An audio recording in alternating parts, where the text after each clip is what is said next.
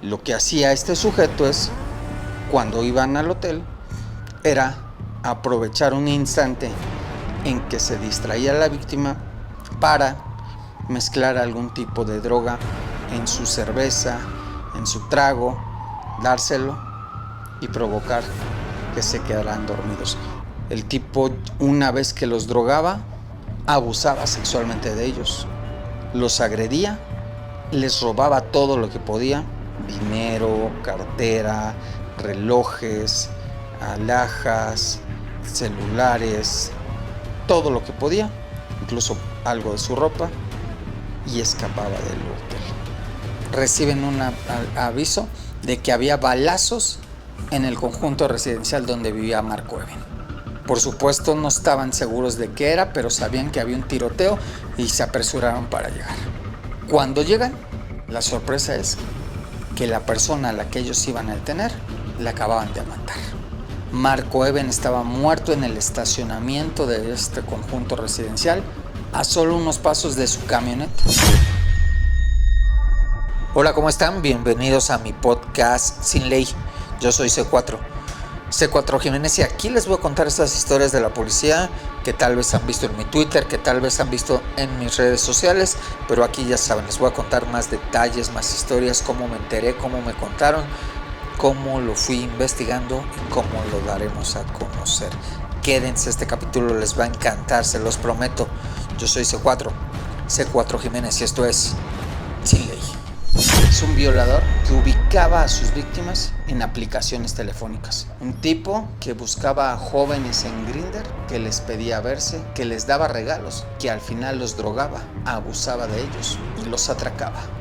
La siguiente historia que les voy a contar es la de un tipo que se aprovechaba de las aplicaciones de ligue, se aprovechaba de que sus víctimas buscaban un acompañante, una pareja, alguien con quien pasar un buen rato, y los drogaba, los violaba, los asaltaba y los abandonaba.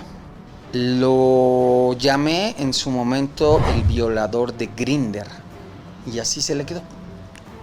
Es un tipo del que empecé a hablar en 2023 y es un tipo del que me enteré que poco a poco fue acumulando víctimas y todas coincidían en la forma de operar. El tipo precisamente buscaba a sus víctimas en la aplicación Grindr. Para muchos quizá es conocida, para muchos quizá no, pero es una aplicación muy similar a Tinder. Para también quien no conozca Tinder, es una aplicación en el teléfono que descargas y que te permite acceder a una lista innumerable de personas que suben sus fotos de perfil y que están buscando algún tipo de contacto, de acercamiento, de plática con todos los que están ahí. Subes tu foto, subes tu descripción, subes tus intereses y ahí está. Y otras personas que están ahí buscando también algo similar a lo tuyo, llega un momento en el que alguien está buscando algo similar a lo que tú estás buscando, o tú eres esa persona con la que estás buscando, y la aplicación hace que se encuentren, en la red, y ya deciden ellos si hacen algo que le llaman, creo, match, y ya que hacen match, deciden si se contactan, si se ven, si se escriben y si finalmente se reúnen. Y este tipo lo que hacía era buscar a sus víctimas en Grindr. Grindr es una aplicación utilizada por personas de la comunidad LGBT y este tipo buscaba ahí a sus víctimas. El tipo subía su foto, se ponía distintos nombres, se puso Alberto, se puso Roberto, se puso Luis y buscaba a quien ligarse en Grindr.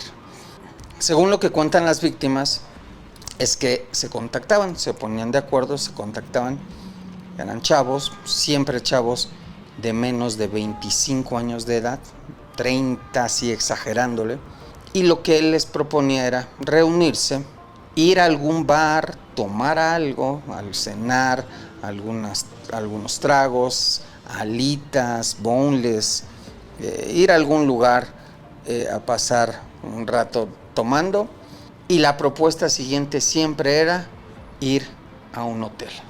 Cuentan las víctimas que a veces le decían que no querían ir y que él insistía de tal forma que les decía: yo voy a pagar la habitación, yo voy a pagar la comida, yo voy a pagar todo, pero vamos. Y pues la víctima, el chavo, se sentía en confianza, le gustaba que le pagara y acababa accediendo a ir a los hoteles con este tipo. Sin embargo, lo que hacía este sujeto es, cuando iban al hotel, era aprovechar un instante en que se distraía la víctima para mezclar algún tipo de droga en su cerveza, en su trago, dárselo y provocar que se quedaran dormidos. Una especie de ataque como las goteras, de esas que ya hemos platicado, de esas mujeres que andan ligándose a los chavos en los antros, que le ponen gotas para los ojos en sus bebidas, se lo toman y se quedan drogados, dormidos, sin saber qué pasa. Lo mismo hacía este tipo. El tipo, una vez que los drogaba, abusaba sexualmente de ellos, los agredía, les robaba todo lo que podía: dinero, cartera, relojes, alhajas, celulares, todo lo que podía, incluso algo de su ropa, y escapaba del hotel. Los dejaba dormidos en el hotel, le decía a los trabajadores del hotel que tenía que irse, que tenía que salir, pero que se quedaban ellos ahí a descansar, y la realidad es que se quedaban drogados, abusados y robados. Pero antes de irse, el tipo les dejaba una carta, les escribía a mano una carta y se las dejaba en el tocador de la habitación. Y lo hacía para amenazarlos, para amagarlos y para evitar que lo denunciaran. Les voy a leer una de las cartas que recuperó la autoridad de uno de sus ataques. También se las voy a poner para que la vean. La letra que está horrible, pero bueno, así la escribió. Les digo, él escribió a mano y le puso: calladito sin decir nada, calladito sin decir nada a nadie de lo que pasó. Solo di que te asaltaron, en la calle y no te va a pasar nada. Calladito por tu bien. Si dices algo o haces algo, voy y te mato. Sé dónde vives y dónde estás, y de mí no sabes nada. Todo lo que te dije no es verdad, y el de la foto ni soy yo. Así que calladito, o mato a todo, o mando, no dice, perdónenme, la letra está horrible, dice. Así que calladito, o mando para algo así, todo tu contenido mando todo tu contenido de fotos a todos tus contactos. Así mejor, calladito, y no te pasará nada. Perdónenme la lectura, pero pues su letra está bastante horrible. Ahí la tienen. Y es una carta que le dejó una de sus víctimas, la escribió, se la dejó ahí en el tocador y se largó. Por supuesto, una carta intimidatoria, una carta en la que, bueno, le decía que conocía todo podía ubicarlo, porque les robaba las credenciales, porque sí se quedaba con las credenciales de sus víctimas. Le decía que les iba a mandar sus fotos a todos sus contactos, porque se llevaba su teléfono, tenía efectivamente las fotos de los contactos. Entonces, lo que hacía era provocar temor en las víctimas, al grado de que muchas no denunciaron. Muchas prefirieron no denunciar, pero hubo quienes sí. Les digo, yo di a conocer este caso en el 2023. Y cuando lo di a conocer, según lo que sabía en aquel instante, ya llevaba cuando menos 9 víctimas. 9 víctimas a las que atacaba a todos de la misma manera. Incluso en uno de los casos, y ustedes aquí los van a ver, las autoridades ya tenían imágenes del hotel al que llegaba con su víctima. Imágenes del momento en el que estaban pagando en la recepción del hotel. Imágenes del momento en el que el tipo salía y pasaba por el lobby del hotel. Y las imágenes también del momento en el que él escapaba caminando por las calles aledañas al hotel. Es decir, la investigación de la Fiscalía ya estaba bastante avanzada y acumulaba cada vez más a víctimas. Y todas eran las mismas. Chavos que ligaba en Grindr, chavos que no pasaban de los 30 años, chavos que aceptaban salir con él a tomar, a comer, a cenar, y chavos que después terminaban acompañándolo a un hotel, en donde finalmente eran drogados, agredidos sexualmente, robados y abandonados. Me acuerdo que en aquel entonces el caso estaba ya tan revuelto, tan avanzado, que ya la autoridad tenía miedo de que este tipo volviera a atacar y que en alguno de los casos su nivel de agresión llegara al de un asesino. ¿Por qué? Porque el tipo ya se había dado cuenta que era impune, se había dado cuenta que mientras más iba avanzando, menos lo veían las autoridades y él se sentía más libre, más seguro y más en la impunidad, más con la seguridad de que no lo iba a detener.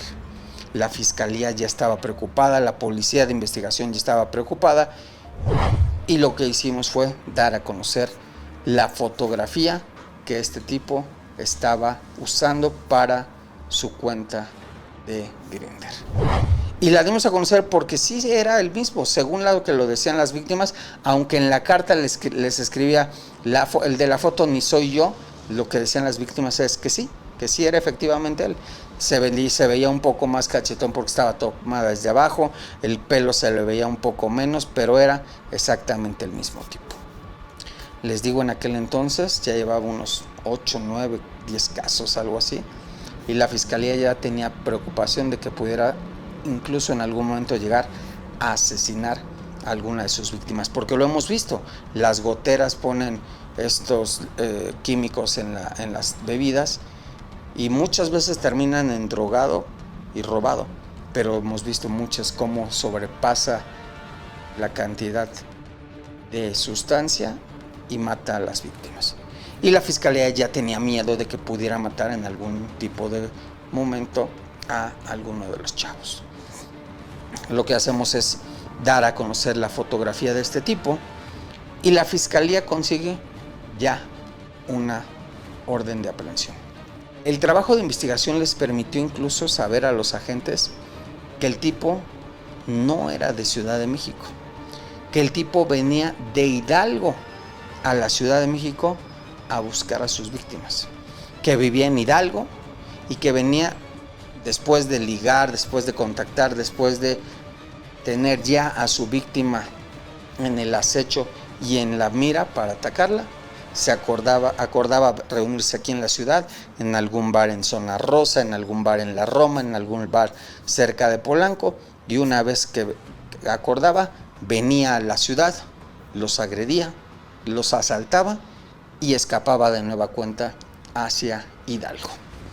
La fiscalía se puso a buscarlo, la fiscalía hizo un trabajo de seguimiento, pidió apoyo a la autoridad de Hidalgo, y lo estuvieron buscando. Se fueron allá a Hidalgo, a donde vivía, donde trabajaba, y lo estuvieron buscando por al menos 2 semanas, pero no lo encontraban. Hasta que finalmente, un martes, miércoles, se van ellos allá, hacen una serie de seguimientos y finalmente lo ubican allá. El tipo se llama José Roberto Trejo. Lo encontraron en Ixmiquilpan y ya tenían una orden de aprehensión en su contra. José Roberto se describía en Grindr como un hombre atractivo, un hombre activo de unos 75 metros de estatura, de 85 kilos, que decía que quería pasar un momento bien. Cuentan sus víctimas que incluso les daba regalos, les compraba cosas, les decía que los iba a consentir mucho, y así era como finalmente se ganaba la confianza de los chavos a los que después agredía sexualmente. Cuando lo detienen, resulta que el tipo tenía familia. Por supuesto, familia que no sabía absolutamente nada de lo que él estaba haciendo. Familia que lo encara, familia a la que le dice que no es cierto lo que están diciendo, pero no había forma de que él se negara, de que él ocultara la realidad. Lo traen a la Ciudad de México, doy a conocer su rostro, ya detenido, y efectivamente era el mismo que habíamos dado a conocer, pero solo que cambiaba un poco por la forma en la que tomó la foto, por la forma en la que estaba peinado, pero era efectivamente el mismo sujeto. Después de que damos a conocer la fotografía, la Fiscalía de Justicia empieza a acumular más denuncias en su contra, y lo último que supe es que ya tenían cuando menos 12 ataques confirmados con víctimas que contaban su forma de relacionarse, su forma de contactarlos, su forma de acercarse, su forma de salir y finalmente la forma en la que fueron agredidos, y todos coincidían con la misma situación.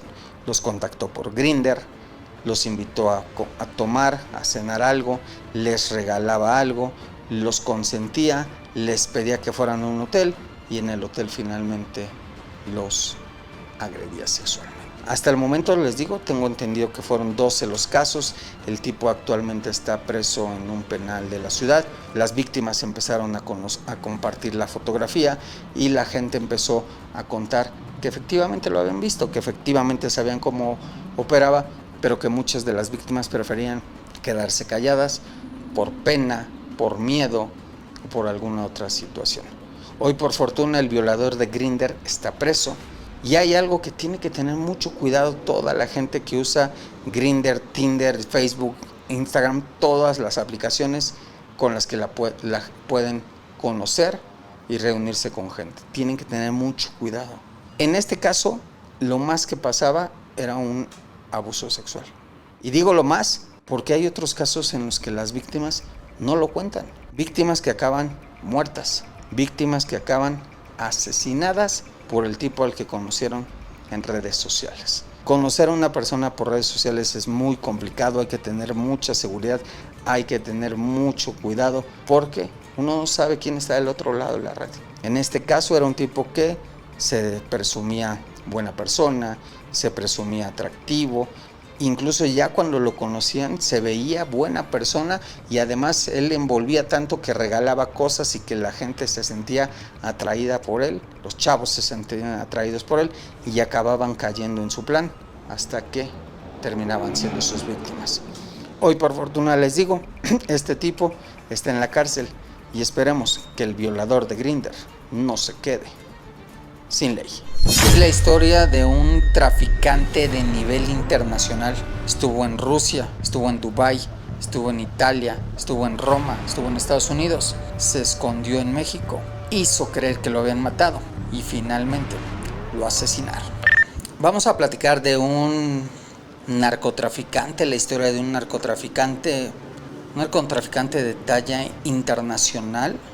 Un narcotraficante que decía que era adinerado y que lo hacía solo por el gusto. Un narcotraficante holandés que fue buscado por todo el mundo y que acabó asesinado a tiros en el Estado de México.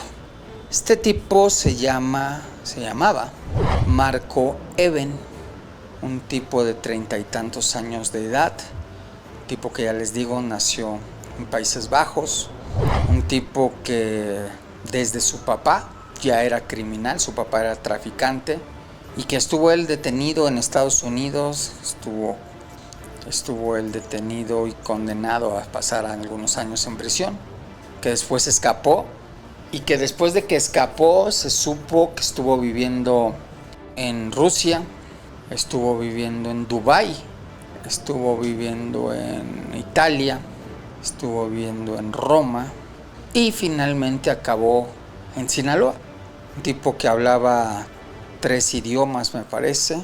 Un tipo que sabía de armas, sabía de defensa personal y que llegó a Sinaloa para hacerse socio de uno de los traficantes de drogas más poderosos del mundo, como es Ismael El Mayo Zambada.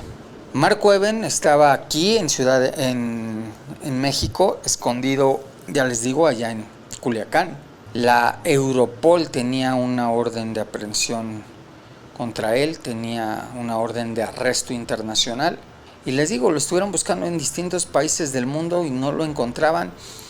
Y lo último que se supo cuando lo estaban rastreando es que había entrado a México, aparentemente con un pasaporte ruso, por supuesto con una identidad falsa, y se había ocultado ahí en Sinaloa. Y ahí en Sinaloa se hizo socio de Mayo Zambada y presumía imágenes en las que se veía como todo un líder de un grupo de matones, de un mini ejército, si quieren llamarlo así. Aparecía él en medio con dos armas largas, hombres a sus lados. Él sí daba la cara, es blanco, rapado, mostrando su rostro, mostrando sus armas, y a sus lados de ambos flancos, hombres con armas largas, presumiendo como que lo cuidaban, presumiendo el poder del armamento que tenían. Y él feliz, él orgulloso de presumir ese estilo de vida, ese estilo de poder. Las autoridades holandesas lo estaban buscando, las autoridades de Europa lo buscaban, y él en México se sabía que estaba en Sinaloa, pero como pasa con muchos de los traficantes de drogas que viven en Sinaloa, era difícil dar con él.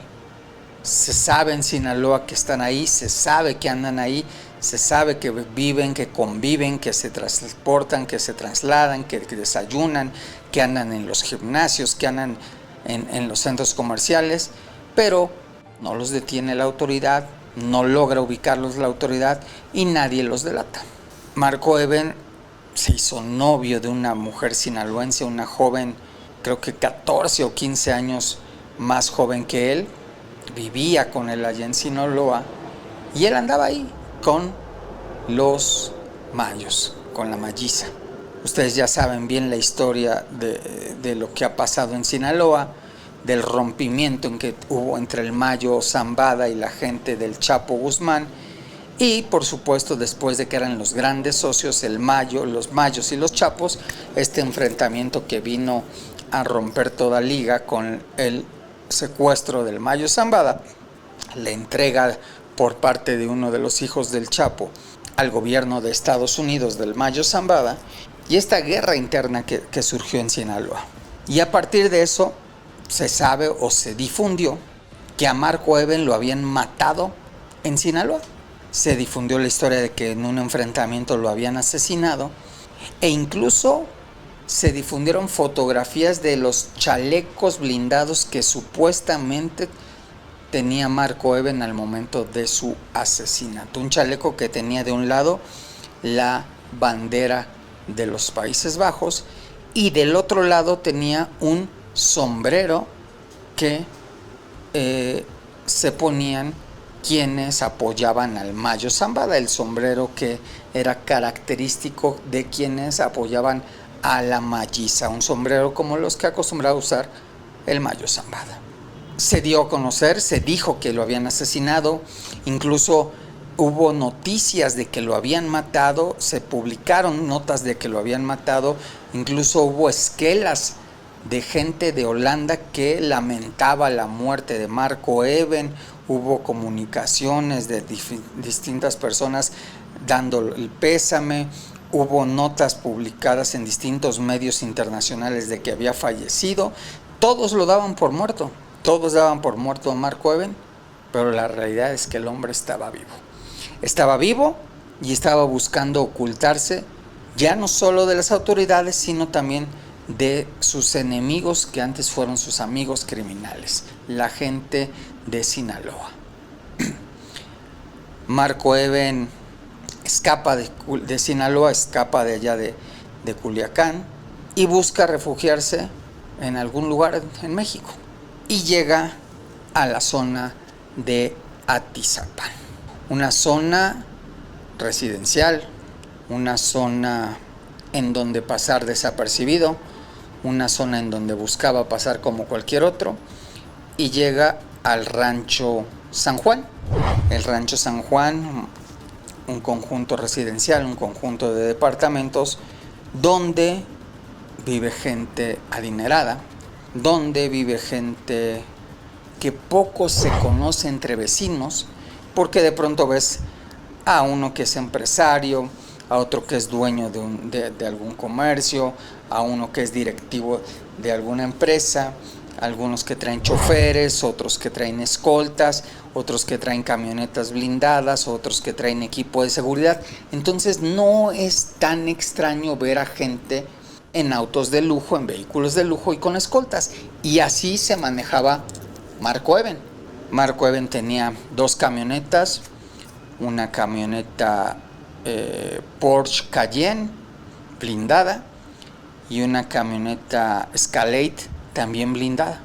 Marco Even llegó hace unos 4 meses ahí, a Atizapán. Consiguió un departamento, rentó un departamento y se fue a vivir ahí con su novia, la joven sinaloense que les dije que tenía alrededor de 20, 21 años, unos 15 años menos que él, y ahí vivían juntos. Una joven de apellido Guzmán, por cierto. No sabemos, las autoridades no saben bien a bien si tiene que ver algo con la gente de los Guzmán Loera, pero su apellido era Guzmán. Y con ella vivía ahí, en Sinaloa, en Atizapán. Por supuesto, no trabajaba, la gente no sabía a qué se dedicaba, pero lo veían en sus camionetas, lo veían con sus escoltas, traía 4 hombres que lo cuidaban, exmilitares, que andaban con él para todos lados, y él desarrollaba su vida de una forma normal. Se inscribió en un Sports World que está ahí en Atizapán, iba todos los días al gimnasio, iba a restaurantes en la zona, lo veían por ahí. Nadie sabía bien a qué se dedicaba, pero ahí andaba. De hecho, cuando se registra allá, en el Sports World, dice él, no sé cómo, pero dice él que es mexicano, incluso presenta documentos de México, presenta una credencial de elector con el rostro suyo, con su cara, pero con los datos de un hombre mexicano. Dijo que se llamaba Jesús Velázquez Rivas, que vivía en la colonia Aquiles Cerdán, en la alcaldía Venustiano Carranza, en la calle Florines 204, que había nacido en 1990, el 4 de abril de 1990. Según él era mexicano, por supuesto que se notaba que no era mexicano, pero con esos documentos andaba aquí, con esos documentos se inscribió en ese Sports World y con esos documentos andaba como si fuera mexicano Marco Even. Las autoridades de Atizapán trabajan muy directamente con la Secretaría de Marina. En específico, la Policía Municipal tiene un equipo integrado por miembros de inteligencia de la Marina Armada de México, porque el jefe de la policía de Atizapán es un marino, un teniente de la Marina que se ha rodeado de equipo de la Marina precisamente para este tipo de investigaciones de inteligencia. Y gracias a eso sabían, de alguna forma, que Marco Even estaba viviendo en su municipio. Hicieron una investigación, hicieron un seguimiento y finalmente una noche decidieron que iban a ir a detener a Marco Even. Tenían ubicado ya el departamento donde vivía, tenían ubicado el gimnasio al que iba, sabían los vehículos que utilizaba y sabían que tenía escoltas. Sabían a lo que se iban a enfrentar y organizaron el operativo para ir a detenerlo. Una mañana ya se habían alistado, en la noche lo prepararon, en la mañana ya estaban listos para ir y algo pasó. Algo que hasta ahora no han podido establecer bien a bien, no han podido documentar con certeza ni han podido resolver y conocer con exactitud cómo fue, pero la información de que Marco Eben estaba ahí la tenía alguien más, y ese alguien más era un grupo criminal que no quería a Marco Eben con vida. Cuando los agentes de la Marina y de la policía de Atizapán iban a detener a Marco Eben, estaban en camino a detenerlo, reciben un aviso de que había balazos en el conjunto residencial donde vivía Marco Eben. Por supuesto no estaban seguros de qué era, pero sabían que había un tiroteo y se apresuraron para llegar. Cuando llegan, la sorpresa es que la persona a la que ellos iban a detener la acababan de matar. Marco Eben estaba muerto en el estacionamiento de este conjunto residencial, a solo unos pasos de su camioneta. Le dispararon, lo remataron en el piso y escaparon. En el lugar estaba la esposa, la novia de Marco Eben. No estaban sus escoltas. Lo primero que se dijo fue que sus escoltas habían fallado, que sus escoltas lo habían abandonado, pero después se supo la realidad. Y es que un día antes Marco Eben y su novia habían salido a cenar con otro traficante de drogas y habían terminado de su cena y de su reunión alrededor de las 4 de la mañana. Marco Eben llegó esa madrugada con su novia y con sus escoltas y les dijo que se fueran a descansar, que los vería más tarde, y los mandó a otra casa a dormir.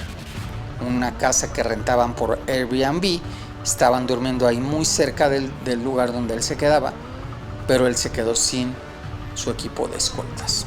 Este hombre que estaba acostumbrado a siempre andar armado, siempre a traer hombres armados, siempre a tener armas largas, pistolas, incluso cuchillos, granadas, de todo tipo de armas, ese día no traía absolutamente nada para protegerlo.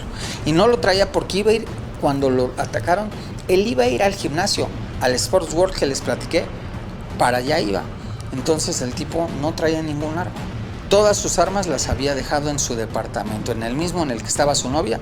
Ahí se quedaron sus armas largas, sus pistolas, sus cargadores de arma corta, sus cargadores de arma larga, sus balas, sus cuchillos, sus chalecos blindados, todo su equipo táctico, su equipo militar, su equipo bélico, todo se quedó ahí.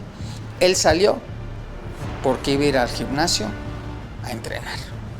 Salió completamente desarmado y así fue como lo encontraron, y así fue como lo atacaron, y así fue como finalmente lo asesinaron. Cuando llega la policía municipal, encuentra a la novia de Marco Eben llorando con él ahí, encuentra a la novia de Marco Eben con él muerto ahí en el piso, habla con ella.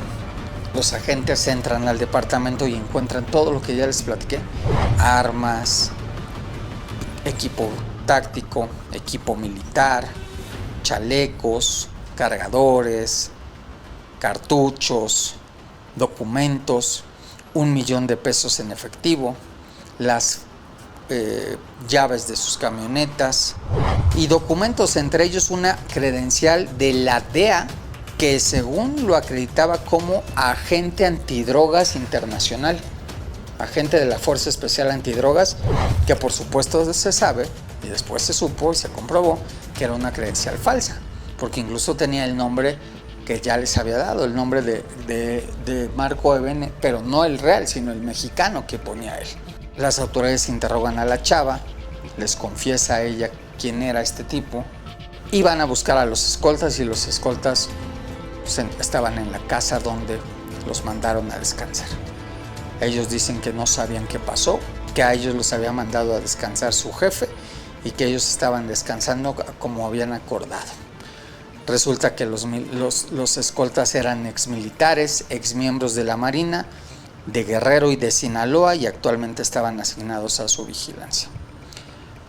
Me acuerdo incluso que cuando doy a conocer esta información, lo primero que me empieza a responder la gente en Twitter es: te estás equivocando, Eben ya estaba muerto, estás dando una noticia que tiene ya meses, a Eben lo habían matado en Sinaloa, no mientas. La gente creía que Eben estaba muerto, la gente estaba seguro que a Eben lo habían matado.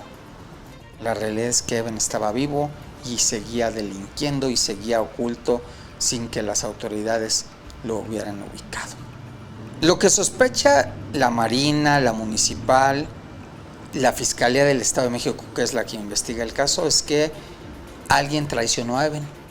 Alguien filtró la información de dónde estaba y ahí lo puso para que lo mataran. Sin escolta, sin arma, solo, a merced, llegaron, entraron, se sabe, los criminales con una tarjeta de estacionamiento al subterráneo, lo mataron y salieron con la misma tarjeta, es decir, alguien los ayudó. Entraron, lo mataron y salieron muy tranquilos, sin mayor preocupación. La Fiscalía del Estado de México se tardó en poder identificarlo porque lo primero que encontraron fueron los documentos falsos y, al igual que sucedió con mi publicación, ellos sabían que Eben estaba muerto y todos pensaban que Eben estaba muerto y por eso se difundió que Eben no era ese. Después confirmaron que sí lo fue. Hasta ahora la Fiscalía de Justicia del Estado de México no tiene ningún sospechoso detenido. La Marina tampoco, la Municipal de Atizapán tampoco. Lo que se sabe es que su novia tomó algunas de las cosas que le quedaron ahí, el reloj, las cadenas, el dinero, las cosas que pudo obtener que dejó Eben en la casa y se fue de regreso a Sinaloa. Marco Eben pasó muchos años en la clandestinidad, pasó mucho tiempo huyendo de las autoridades, pasó por muchos países escapándosele a la ley. Finalmente, a pesar de que fingió su muerte y a pesar de que hizo todo porque no lo encontraron, lo alcanzaron sus propios cómplices, lo alcanzó la gente con la que él trabajó y finalmente lo asesinó cuando él menos lo esperaba. Hasta hoy no hay nadie detenido por este crimen. Hasta hoy no hay nadie detenido por el asesinato de este narcotraficante que era buscado por todo el mundo. Lo que sí es que Marco Eben no se quedó sin ley. Hasta aquí llegamos el día de hoy con mi podcast Sin Ley. Espero que les haya gustado. Recuerden, no dejen de escucharnos en todas las plataformas donde escuchen podcast. Por supuesto, también en YouTube. Nos vemos la próxima semana. Yo soy C4 Jiménez y esto fue Sin Ley.